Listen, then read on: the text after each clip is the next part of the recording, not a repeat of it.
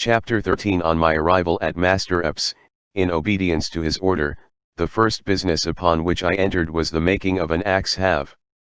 The handles in use there are simply a round, straight stick.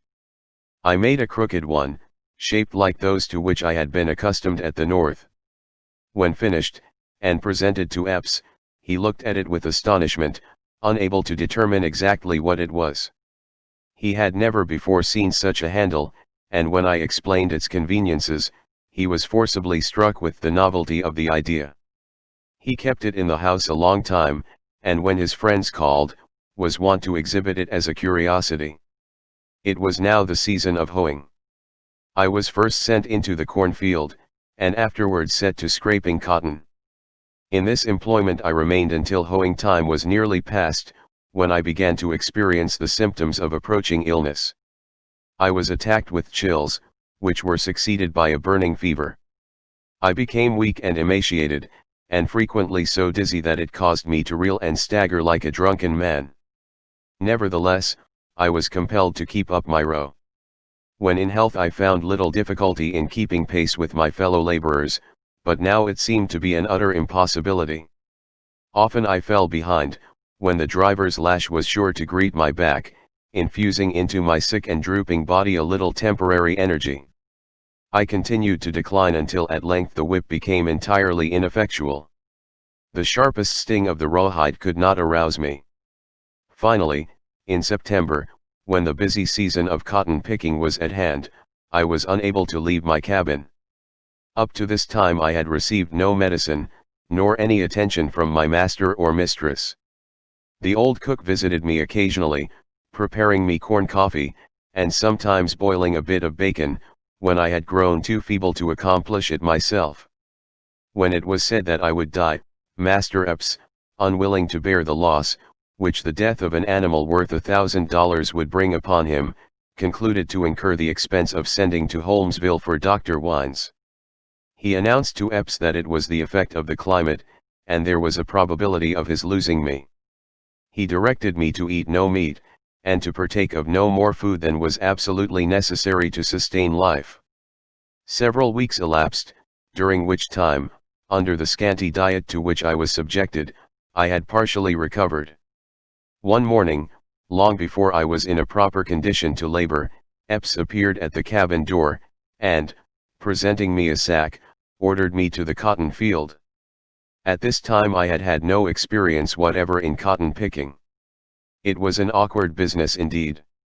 While others used both hands, snatching the cotton and depositing it in the mouth of the sack, with a precision and dexterity that was incomprehensible to me, I had to seize the bowl with one hand, and deliberately draw out the white, gushing blossom with the other. Depositing the cotton in the sack, moreover, was a difficulty that demanded the exercise of both hand and eyes. I was compelled to pick it from the ground where it would fall, nearly as often as from the stalk where it had grown. I made havoc also with the branches, loaded with the yet unbroken bolls, the long, cumbersome sack swinging from side to side in a manner not allowable in the cotton field. After a most laborious day I arrived at the gin house with my load. When the scale determined its weight to be only 95 pounds, not half the quantity required of the poorest picker, Epps threatened the severest flogging, but in consideration of my being a raw hand, concluded to pardon me on that occasion. The following day, and many days succeeding, I returned at night with no better success. I was evidently not designed for that kind of labor. I had not the gift, the dexterous fingers and quick motion of Patsy, who could fly along one side of a row of cotton, stripping it of its undefiled and fleecy whiteness miraculously fast.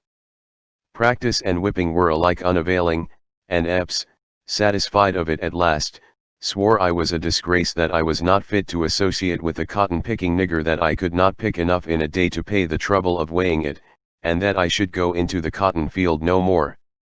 I was now employed in cutting and hauling wood, drawing cotton from the field to the gin house, and performed whatever other service was required.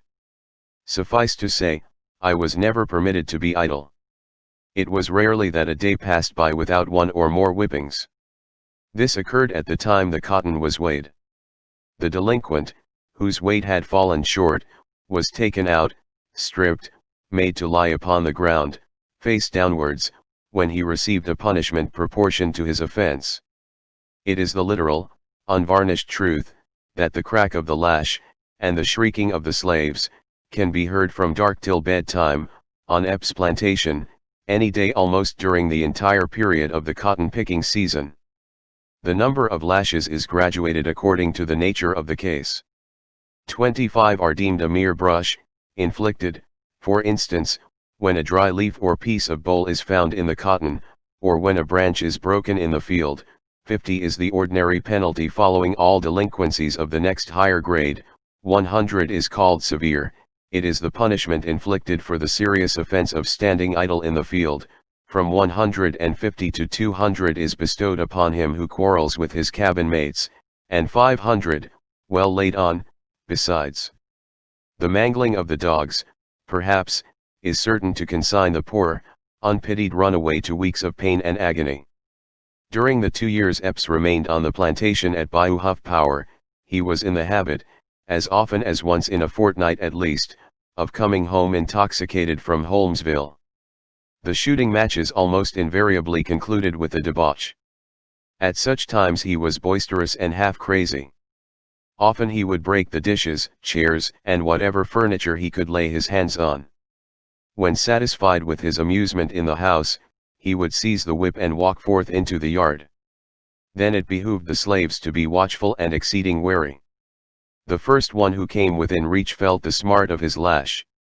Sometimes for hours he would keep them running in all directions, dodging around the corners of the cabins. Occasionally he would come upon one unawares, and if he succeeded in inflicting a fair, round blow, it was a feat that much delighted him. The younger children, and the aged, who had become inactive, suffered then. In the midst of the confusion he would slyly take his stand behind a cabin, waiting with raised whip, to dash it into the first black face that peeped cautiously around the corner. At other times he would come home in a less brutal humor. Then there must be a merry-making. Then all must move to the measure of a tune. Then Master Epps must needs regale his melodious ears with the music of a fiddle. Then did he become buoyant, elastic, gaily tripping the light fantastic toe around the piazza and all through the house. Tibeats, at the time of my sale, had informed him I could play on the violin. He had received his information from Ford. Through the importunities of Mistress Epps, her husband had been induced to purchase me one during a visit to New Orleans. Frequently I was called into the house to play before the family, Mistress being passionately fond of music. All of us would be assembled in the large room of the great house, whenever Epps came home in one of his dancing moods. No matter how worn out and tired we were, there must be a general dance. When properly stationed on the floor, I would strike up a tune. "Dance, you d.d. niggers, dance," Epps would shout. Then there must be no halting or delay, no slow or languid movements, all must be brisk and lively and alert. Up and down, heel and toe, and away we go, was the order of the hour. Epps' portly form mingled with those of his dusky slaves, moving rapidly through all the mazes of the dance. Usually his whip was in his hand, ready to fall about the ears of the presumptuous thrall, who dared to rest a moment, or even stop to catch his breath. When he was himself exhausted, there would be a brief cessation, but it would be very brief. With a slash, and crack, and flourish of the whip, he would shout again, "Dance, niggers, dance," and away they would go once more, pell-mell, while I, spurred by an occasional sharp touch of the lash, sat in a corner, extracting from my violin a marvelous quick-stepping tune. The mistress often upbraided him, declaring she would return to her father's house at Cheneyville. Nevertheless, there were times she could not restrain a burst of laughter, on witnessing his uproarious pranks. Frequently, we were thus detained until almost morning. Bent with excessive toil, actually suffering for a little refreshing rest, and feeling rather as if we could cast ourselves upon the earth and weep, many a night in the house of Edwin Epps have his unhappy slaves been made to dance and laugh. Notwithstanding these deprivations, in order to gratify the whim of an unreasonable master, we had to be in the field as soon as it was light, and during the day perform the ordinary and accustomed task. Such deprivations could not be urged at the scales in extenuation of any lack of weight, or in the cornfield for not hoeing with the usual rapidity. The whippings were just as severe as if we had gone forth in the morning, strengthened and invigorated by a night's repose. Indeed, after such frantic revels, he was always more sour and savage than before, punishing for slighter causes, and using the whip with increased and more vindictive energy. 10 years I toiled for that man without reward. 10 years of my incessant labor has contributed to increase the bulk of his possessions. 10 years I was compelled to address him with downcast eyes and uncovered head in the attitude and language of a slave. I am indebted to him for nothing, save undeserved abuse and stripes. Beyond the reach of his inhuman thong, and standing on the soil of the free state where I was born, thanks be to heaven, I can raise my head once more among men. I can speak of the wrongs I have suffered, and of those who inflicted them, with upraised eyes. But I have no desire to speak of him or any other one otherwise than truthfully. Yet to speak truthfully of Edwin Epps would be to say he is a man in whose heart the quality of kindness or of justice is not found. A rough, rude energy, united with an uncultivated mind and an avaricious spirit, are his prominent characteristics. He is known as a nigger breaker, distinguished for his faculty of subduing the spirit of the slave, and priding himself upon his reputation in this respect, as a jockey boasts of his skill in managing a refractory horse. He looked upon a colored man, not as a human being, responsible to his Creator for the small talent entrusted to him, but as a chattel personal, as mere live property, no better, except in value, than his mule or dog. When the evidence, clear and indisputable, was laid before him that I was a free man, and as much entitled to my liberty as he when, on the day I left, he was informed that I had a wife and children, as dear to me as his own babes to him, he only raved and swore, denouncing the law that tore me from him, and declaring he would find out the man who had forwarded the letter that disclosed the place of my captivity, if there was any virtue or power in money, and would take his life. He thought of nothing but his loss, and cursed me for having been born free. He could have stood unmoved and seen the tongues of his poor slaves torn out by the roots. He could have seen them burned to ashes over a slow fire, or gnawed to death by dogs, if it only brought him profit. Such a hard, cruel, unjust man is Edwin Epps. There was but one greater savage on Bayou Boeuf than he. Jim Burns' plantation was cultivated, as already mentioned, exclusively by women. That barbarian kept their backs so sore and raw, that they could not perform the customary labor demanded daily of the slave. He boasted of his cruelty, and through all the country round was accounted a more thoroughgoing, energetic man than even Epps. A brute himself, Jim Burns had not a particle of mercy for his subject brutes, and like a fool, whipped and scourged away the very strength upon which depended his amount of gain. Epps remained on Huff Power 2 years, when, having accumulated a considerable sum of money, he expended it in the purchase of the plantation on the east bank of Bayou Boeuf, where he still continues to reside. He took possession of it in 1845, after the holidays were past. He carried thither with him 9 slaves, all of whom, except myself and Susan, who has since died, remain there yet. He made no addition to this force, and for 8 years the following were my companions in his quarters, viz., Abram, Wiley, Phoebe, Bob, Henry, Edward, and Patsy. All these, except Edward, born since, were purchased out of a drove by Epps during the time he was overseer for Archie B. Williams, whose plantation is situated on the shore of Red River, not far from Alexandria. Abram was tall, standing a full head above any common man. He is 60 years of age, and was born in Tennessee. 20 years ago, he was purchased by a trader, carried into South Carolina, and sold to James Buford, of Williamsburg County, in that state. In his youth he was renowned for his great strength, but age and unremitting toil have somewhat shattered his powerful frame and enfeebled his mental faculties. Wiley is 48. He was born on the estate of William Tassel, and for many years took charge of that gentleman's ferry over the Big Black River, in South Carolina. Phoebe was a slave of Buford, Tassel's neighbor, and having married Wiley, he bought the latter, at her instigation. Buford was a kind master, sheriff of the county, and in those days a man of wealth. Bob and Henry are Phoebe's children, by a former husband, their father having been abandoned to give place to Wiley. That seductive youth had insinuated himself into Phoebe's affections, and therefore the faithless spouse had gently kicked her first husband out of her cabin door. Edward had been born to them on Bayou Huff Power. Patsy is 23, also from Buford's plantation. She is in no wise connected with the others, but glories in the fact that she is the offspring of a Guinea nigger, brought over to Cuba in a slave ship, and in the course of trade transferred to Buford, who was her mother's owner. This, as I learned from them, is a genealogical account of my master's shaves. For years they had been together.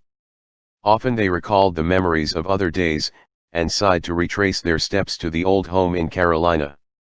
Troubles came upon their master Buford, which brought far greater troubles upon them. He became involved in debt, and unable to bear up against his failing fortunes, was compelled to sell these, and others of his slaves.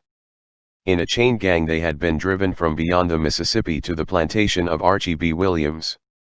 Edwin Epps, who, for a long while had been his driver and overseer, was about establishing himself in business on his own account, at the time of their arrival, and accepted them in payment of his wages. Old Abram was a kind-hearted being, a sort of patriarch among us, fond of entertaining his younger brethren with grave and serious discourse. He was deeply versed in such philosophy as is taught in the cabin of the slave, but the great absorbing hobby of Uncle Abram was General Jackson, whom his young master in Tennessee had followed to the wars. He loved to wander back, in imagination, to the place where he was born, and to recount the scenes of his youth during those stirring times when the nation was in arms. He had been athletic, and more keen and powerful than the generality of his race, but now his eye had become dim, and his natural force abated. Very often, indeed, while discussing the best method of baking the hoe cake, or expatiating at large upon the glory of Jackson, he would forget where he left his hat, or his hoe, or his basket, and then would the old man be laughed at, if Epps was absent, and whipped if he was present. So was he perplexed continually, and sighed to think that he was growing aged and going to decay. Philosophy and Jackson and forgetfulness had played the mischief with him, and it was evident that all of them combined were fast bringing down the gray hairs of Uncle Abram to the grave. Aunt Phoebe had been an excellent field hand, but latterly was put into the kitchen, where she remained, except occasionally, in a time of uncommon hurry. She was a sly old creature, and when not in the presence of her mistress or her master, was garrulous in the extreme. Wiley, on the contrary, was silent. He performed his task without murmur or complaint, seldom indulging in the luxury of speech, except to utter a wish that he was away from Epps, and back once more in South Carolina. Bob and Henry had reached the ages of 20 and 23, and were distinguished for nothing extraordinary or unusual, while Edward, a lad of 13, not yet able to maintain his row in the corn or the cotton field, was kept in the great house, to wait on the little Eppses. Patsy was slim and straight. She stood erect as the human form is capable of standing. There was an air of loftiness in her movement, that neither labor, nor weariness, nor punishment could destroy.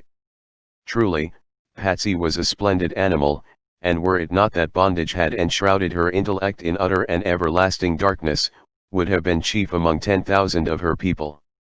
She could leap the highest fences, and a fleet hound it was indeed, that could outstrip her in a race. No horse could fling her from his back. She was a skillful teamster. She turned as true a furrow as the best, and at splitting rails there were none who could excel her. When the order to halt was heard at night, she would have her mules at the crib, unharnessed, fed and curried before Uncle Abram had found his hat. Not, however, for all or any of these, was she chiefly famous. Such lightning-like motion was in her fingers as no other fingers ever possessed, and therefore it was, that in cotton-picking time, Patsy was queen of the field. She had a genial and pleasant temper, and was faithful and obedient. Naturally, she was a joyous creature, a laughing, light-hearted girl, rejoicing in the mere sense of existence. Yet Patsy wept oftener, and suffered more, than any of her companions. She had been literally excoriated. Her back bore the scars of 1,000 stripes, not because she was backward in her work, nor because she was of an unmindful and rebellious spirit, but because it had fallen to her lot to be the slave of a licentious master and a jealous mistress. She shrank before the lustful eye of the one, and was in danger even of her life at the hands of the other, and between the two, she was indeed accursed. In the great house, 4 days together, there were high and angry words, poutings and estrangement, whereof she was the innocent cause. Nothing delighted the mistress so much as to see her suffer, and more than once, when Epps had refused to sell her, has she tempted me with bribes to put her secretly to death, and bury her body in some lonely place in the margin of the swamp. Gladly would Patsy have appeased this unforgiving spirit, if it had been in her power, but not like Joseph, dared she escape from Master Epps, leaving her garment in his hand. Patsy walked under a cloud. If she uttered a word in opposition to her master's will, the lash was resorted to at once, to bring her to subjection. If she was not watchful when about her cabin, or when walking in the yard, a billet of wood, or a broken bottle perhaps, hurled from her mistress' hand, would smite her unexpectedly in the face. The enslaved victim of lust and hate, Patsy had no comfort of her life. These were my companions and fellow slaves, with whom I was accustomed to be driven to the field, and with whom it has been my lot to dwell for 10 years in the log cabins of Edwin Epps. They, if living, are yet toiling on the banks of Bayou Boeuf, never destined to breathe, as I now do, the blessed air of liberty, nor to shake off the heavy shackles that enthrall them, until they shall lie down forever in the dust.